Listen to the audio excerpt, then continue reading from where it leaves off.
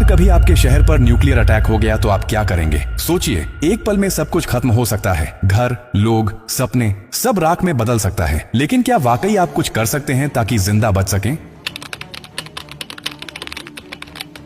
हाँ, अगर आप अभी से तैयार हैं, ये जानकारी जिंदगी और मौत के बीच की दूरी तय कर सकती है। क्योंकि जब एक न्यूक्लियर बम गिरता है तो सिर्फ धमाका ही नहीं होता, उसके बाद शुरू होता है वो खतरनाक खेल जिसे कहते हैं रेडिएशन फॉलआउट। और उसमें जो जिंदा बचता है वो भी धीरे धीरे मरने लगता है। सबसे पहले जानिए कि जैसे ही न्यूक्लियर बम गिरता है, एक तेज सफेद रोशनी आपके सामने आती है। इस रोशनी को देखना मतलब अपनी आंखों की रोशनी खो देना। आप अंधे हो सकते हैं, स्थायी रूप से। इसलिए पहला कदम, जैसे ही धमाके की खबर मिले या रोशनी दिखे, तुरंत जमीन पर लेट जाइए, अपनी आंखें और कान बंद कर लीजिए और चेहरे को किसी कपड़े से ढक लीजिए। ये पहली रक्षा है। अब सवाल उठता है कि कहां जाएं? तो याद रखिए, अगर आपके आसपास कोई मेट्रो स्टेशन है, बेसमेंट है, अंडरग्राउंड पार्किंग है, तो वहीं भागिए, क्योंकि जमीन के नीचे रहना न्यूक्लियर फॉलआउट से बचने का सबसे कारगर तरीका है। लेकिन अगर कुछ नहीं है तो अपने घर को ही शेल्टर बनाना पड़ेगा। सारी खिड़कियां, दरवाजे बंद कर दीजिए। हर छोटी छोटी दरार को भी किसी कपड़े, टेप या गत्ते से बंद कीजिए। हवा का एक भी रास्ता नहीं खुला रहना चाहिए। अटैक से पहले या जैसे ही खबर मिले, आपके पास सिर्फ कुछ मिनट होंगे। उसी वक्त पानी भरिए, बाल्टी, बोतल, ड्रम, जो भी है।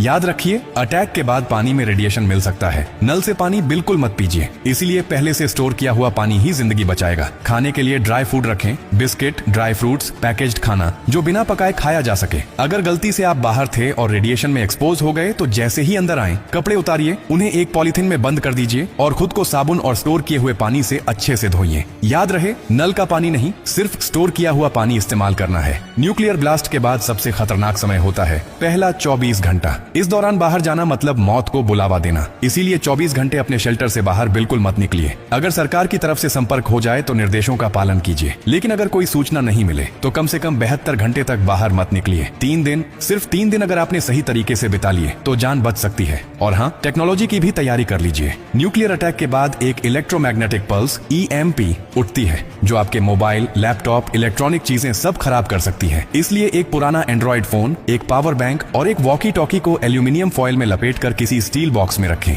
ये आपको बाकी दुनिया से संपर्क में रखेगा। सबसे जरूरी बात, घबराइए मत, पैनिक नहीं करना है। हर फैसला सोच समझ कर लीजिए, क्योंकि न्यूक्लियर अटैक एक टाइम गेम है। जो जितना शांत रहेगा, उसकी जान बचने के चांस उतने ही ज्यादा होंगे। और याद रखिए, ये जानकारी सिर्फ आपके लिए नहीं, बल्कि आपके परिवार, दोस्तों, पड़ोसियों और पूरे समाज के लिए है। क्या आप अकेले सुरक्षित रहना चाहते हैं? नहीं ना? तो इस जानकारी को हर उस इंसान तक पहुंचाइए जिसकी जिंदगी की आपको परवाह है। हो सकता है आपकी एक शेयर से किसी माँ का बच्चा जिंदा रह जाए, किसी पिता की आखिरी उम्मीद बच जाए, किसी बहन का भाई लौट कर घर आ जाए। और यही तो असली इंसानियत है। और हाँ, जब आप जिंदगी बांट रहे हैं तो एक वादा भी